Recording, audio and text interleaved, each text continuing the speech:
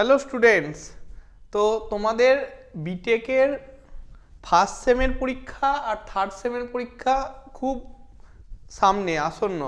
তো তোমাদের মানে যে কোনো দিন অ্যানাউন্স হয়ে যেতে পারে, মানে আজকে রাতে অ্যানাউন্স হলেও কিছু অবাক হওয়ার কিছু নেই। তো আজকে রাতেও অ্যানাউন্স হতে পারে, কালকেও অ্যানাউন্স হতে পারে, দুদিন পরেও অ্যানাউন্স হতে পারে। তো তোমাদের বিটেকের ফার্স্ট সেম আর থার্ড সেমের পরীক্ষা একদম এই এই মাসের শেষে বা এই মার্চ মাসের শুরুতেই হয়ে যাবে, ঠিক আছে? তো তোমাদের এই বিটেক ফার্স্ট সেমের আর থার্ড সেমের কথা মাথায় রেখে আমাদের ইজি টু লার্নিং এর তরফ থেকে তোমাদের কিছু সাজেস্টিভ কোয়েশ্চেন বলা ভুল, মানে সাজেশনই দেওয়া হবে, ঠিক আছে? তো সাজেশনের জন্য মানে সাজেশনের কিছু সাজেস্টিভ কোয়েশ্চেন তোমাদেরকে করানো হবে আর কি।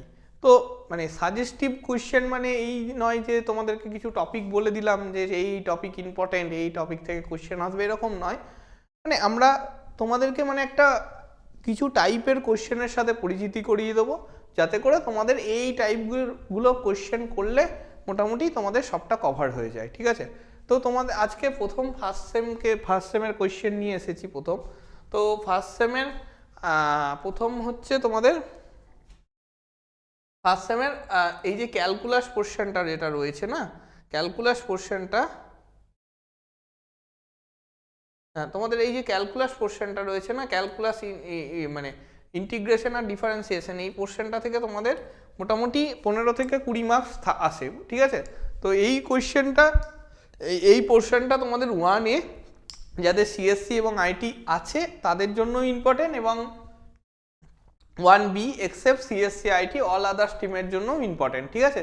তো তোমাদের সেই মানে তোমাদের ফার্স্ট সেমের কথা মাথায় রেখে তো আমরা ক্যালকুলাস ইন্টিগ্রেশন পোর্শনটাকে দেখার চেষ্টা করি আজকে। তো আমাদের এই ক্যালকুলাস ইন্টিগ্রেশন পোর্শনে 15 থেকে 20 মার্কস থাকে মোটামুটি, ঠিক আছে? তো 15 থেকে 20 মার্কসের মোটামুটি এর মধ্যেই থাকে, ঠিক আছে? তো আজকে আমরা প্রথমে এই ক্যালকুলাস ইন্টিগ্রেশন পোর্শনে কী কী রয়েছে, ইনভলিউটস, ইনভলিউটস, এবং এর সেখান থেকে definite integration, improper integral, beta gamma function, তারপরে হচ্ছে সারফেস এরিয়া ভলিউম, ঠিক আছে? এই পোর্শনটা টোটাল রয়েছে, ঠিক আছে? তো এটাকে দেখতে গেলে আমাদের দেখো নেক্সট কি না, প্রথম যে জিনিসটা হচ্ছে আমরা প্রথমে ইনভলিউটস, ইনভলিউটস পোর্শনে কী কী জিনিস আমাদের পড়তে লাগবে সেই কটা জিনিসকে একটু দেখার চেষ্টা করি, ঠিক আছে? তো ইনভলিউটস, ইনভলিউটসের মধ্যে আমাদের যেটা লাগবে সেটা হচ্ছে কার্ভেচার অফ কার্ভ, ঠিক আছে? কার্ভেচার অফ কার্ভ, ঠিক আছে? এই জিনিসটা আমাদের দরকার, ঠিক আছে? তো কার্ভেচার অফ দ্য কার্ভ এই জিনিসটা আমাদের দরকার, ঠিক আছে? সেখানে আমাদের কি কি আছে,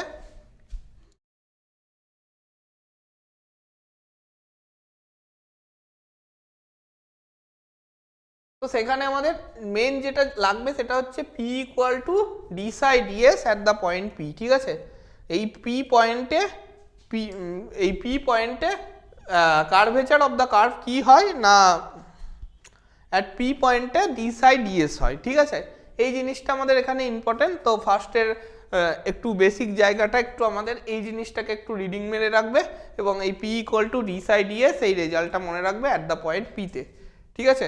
নেক্সট হচ্ছে এখান থেকে দুটো টুলস থিওরেম যেটা রয়েছে আর একটা এক্সাম্পল রয়েছে, এটা একটু মনে রাখার চেষ্টা করবে যে কি না, curvature at every point on a straight line is 0, ঠিক আছে? আর কি না, curvature at every point of a circle is constant, ঠিক আছে? And equal to is the reciprocal of the radius of the circle, okay? তো এই দুটো জিনিস আমাদেরকে একটু মনে রাখতে হবে। আর কি, যদি গামা একটা সার্কেল হয়, ঠিক আছে, রেডিয়াস 4, তাহলে তার রেডিয়াস অফ দ্য কার্ভেচার হয়ে যাবে 1/4, ঠিক আছে? 1/4 কেন হবে বললাম, কারণ আমরা দেখলাম যে গামা ইকুয়াল টু, আমরা কি দেখলাম, reciprocal of the radius of curvature, reciprocal of the radius, তো সেই জন্য রেডিয়াস অফ দ্য কার্ভেচার হয়ে যাবে 1/4, ওকে? তো এই দুটো জিনিস আমাদের ইম্পর্টেন্ট, এই দুটো জিনিস আমাদের মাথায় রাখতে হবে। আর কি মাথায় রাখতে হবে না, আর মাথায় রাখতে হবে হচ্ছে এই যে সার্কেল অফ কার্ভেচারের তোমার একটা সেন্টার অফ কার্ভেচার রয়েছে আর একটা রেডিয়াস অফ কার্ভেচার রয়েছে। তো সেন্টার অফ কার্ভেচার কি, রেডিয়াস অফ কার্ভেচার কি, এবং কে হচ্ছে কার্ভেচার অফ দ্য সার্কেল, সেই কে ইকুয়াল টু হচ্ছে 1/ρ, রো হচ্ছে radius of curvature, of gamma, ঠিক আছে। গামা তোমাদের একটা যে কোনো কার্ভ নেওয়া হয়েছে, ঠিক আছে। তো কে ইকুয়াল টু 1/ρ, এই জিনিসটাকেও একটু মনে রাখতে হবে, ঠিক। তো এই হচ্ছে ব্যাপার। আর নেক্সট কি, formula of radius of curvature, এটা তোমাকে মনে রাখতেই হবে, কারণ এটা ছাড়া তুমি রেডিয়াস অফ কার্ভেচার বের করতে পারবে না। তো y ইকুয়াল টু fx একটা function, x equal to fy একটা ফাংশন, তার জন্য রো কি হবে সেটা একটা বের করার ফর্মুলা, এটা দেখতে হবে। আর r ইকুয়াল টু f থিটার জন্য, ঠিক আছে, পোলার কোঅর্ডিনেট সিস্টেমের জন্য রো ইকুয়াল টু কি হবে, r square plus r1 square, যেখানে r1টা কি d আর d থিটা, আর r2টা কি d2 আর d থিটা 2, ঠিক আছে। r square plus r1 square whole to the power 3/2 by r square plus 2r1 square minus r1 r2, ঠিক আছে। এই দুটো ফর্মুলা তোমাকে মনে রাখতে হবে। নেক্সট কি মনে রাখতে হবে, নেক্সট হচ্ছে centre of curvature. Centre of কার্ভেচারের ক্ষেত্রে x বার y বার যদি তার coordinate of the centre of curvature হয়, তো x বার y বারের ফর্মটা কি হয়, যখন x bar equal to x minus y1 into 1 plus y1 square, যেখানে y1টা dy dx, আর কি y bar equal to y plus y1 square by y2 মানে কি d2y dx2, ঠিক আছে। আর কি x বার ইকুয়াল টু, এটাও আর একটা form, x plus 1 plus x1 square by x2, আর y bar equal to y minus x1 into 1 plus x1 square by x2, ঠিক আছে, যেখানে x1টা হচ্ছে dy dx dy আর x2টা হচ্ছে d2x dy2, ঠিক আছে।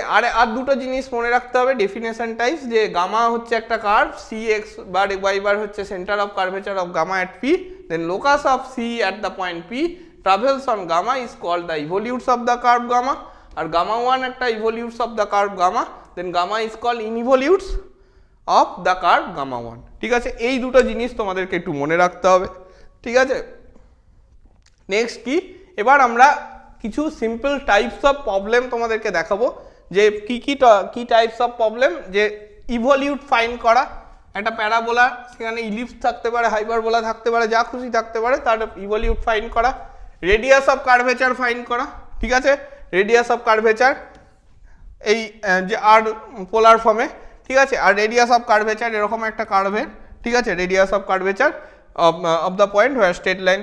তো এই তিন রকম টাইপের অঙ্ক থাকতে পারে, একটা ইভলিউটস বের করা, একটা রেডিয়াস অফ কার্ভেচার বের করা। সিমিলারলি আর কি টাইপের অঙ্ক থাকতে পারে, সেন্টার অফ কার্ভেচার বের করা, right, centre of curvature of the curve, এই যে এটা, ঠিক আছে। আর কি equation of the circle of the curvature of the curve, এইটা, ঠিক আছে, সার্কেল অফ দ্য কার্ভ, ঠিক আছে, অ্যাট দ্য পয়েন্ট থিটা। আর কি ইভলিউটস বের করা, আরও এইরকম ফর্মের যদি থাকে, মানে পোলার ফর্মের যদি থাকে, তাদের ইভলিউট অফ দ্য কার্ভ কীভাবে বের করব, এটা একটা টাইপ। আর কি না, ইভলিউট বের করা অ্যাস্ট্রয়েডের মতো যদি ইকুয়েশন টাইপ কিছু থাকে তাহলে ইভলিউট, আর যদি x y equal to a square, তার ইভলিউটটা কীরকম হবে, এরকম। তো এই কটা টাইপের অঙ্ক আমাদের ইভলিউটস ইনভলিউটসের মধ্যে রয়েছে, ঠিক আছে, আর এর বাইরে কিছু নেই, ঠিক আছে।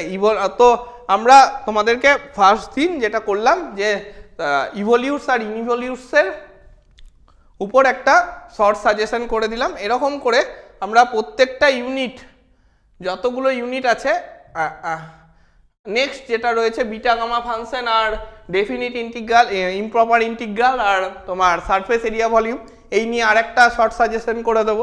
এরকম করে তোমাদের প্রত্যেকটা ইউনিটের আমরা একটা করে শর্ট সাজেশন করে দেবো, ঠিক আছে। জাস্ট আমরা টপিক বলবো এরকম নয়, আমরা প্রবলেম, দেখো ম্যাথের মানে হিউজ জিনিসপত্র রয়েছে, এবং ব্যাকআউটের কোশ্চেনে কোথায় কখন কি দেবে সেটা কেউ বলতে পারে না, বাট আমরা তাও চেষ্টা করছি তোমাদেরকে একটা টাইপ ধরে কিছু একটা শর্ট সাজেশন করে দেওয়ার, যেখানে তুমি আগে ফর্মুলাগুলো রিভিশন করে নেবে, তারপরে কি করবে, তারপরে কিছু মেন টাইপের অঙ্ক করবে, তাহলেই তোমাদের পুরোটা কভার হয়ে যাবে, ঠিক আছে। এর বাইরে আর শর্টেস্ট ওয়ে আর কিছু হয় না, ঠিক আছে। তো এই শর্টেস্ট ওয়েতেই আমাদেরকে এগোতে হবে, ঠিক আছে। তো আমি আবার কালকে দেখা হচ্ছে তোমাদের সাথে। কালকে আমরা যেটা করব সেটা হচ্ছে এই বাকি ইউনিটের সাজেশন, একটা শর্ট সাজেশন করে তোমাদের সাথে ভিডিওতে তোমরা পেয়ে যাবে নেক্সট সাজেশন। আর এরপরে শুধু ফার্স্ট সেমে নয়, আমরা থার্ড সেমের কথা মাথায় রেখে এরকম থার্ড সেমকেও আমরা ইউনিট ওয়াইজ সাজেশন প্রোভাইড করব, ঠিক আছে। তো চলো কালকে দেখা হচ্ছে। আজকের ভিডিওটা এখানেই শেষ করছি।